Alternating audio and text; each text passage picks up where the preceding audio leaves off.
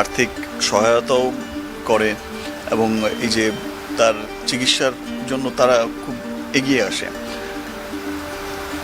That's why পুরো সাংস্কৃতিক অঙ্গনের সবাই চ্যানেল আইকে খুব ওন করে, যে খুব আপন। কন্যা সন্তান হওয়ার উপলক্ষে শাকিব খানকে ৬০ লক্ষ টাকা দামের ঘড়ি উপহার দিল চ্যানেল আই পরিবার। জানা গেছে, মেয়ে জন্ম হওয়ার সময় বুবলিকে আর্থিকভাবে সহযোগিতা করেছিল এই চ্যানেলের মালিকপক্ষ। শাকিব বলেন, বুবলি কিভাবে যেন সবার মন জয় করে নেয়। সে আসার সময়ই আমাকে বলছিল তাকে নাকি চ্যানেল আইয়ের মালিক বলেছে আমাকে একটা ঘড়ি গিফট করবে। এটা সম্ভব কোনোদিনই দিবে না, বাদ দাও, এগুলো দেখায় না। আর এটা কি দরকার, চাওয়ার কি দরকার? এত দামি গিফট একজন আরেকজনকে দেয়, কাউকে দিতে পারে, একটা শিল্পীকে দিতে পারে, এটা আসলে সাগর ভাইয়ের পক্ষেই সম্ভব, চ্যানেল আই পরিবারের পক্ষেই সম্ভব।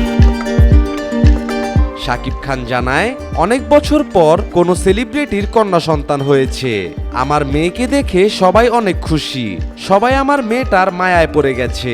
আমার মেয়েটা একদম বুবলির মতো মায়াবী হয়েছে। দামের চাইতেও টাকার অঙ্কের চাইতেও ব্যাপারটা হয়ে গেছে ভালোবেসে।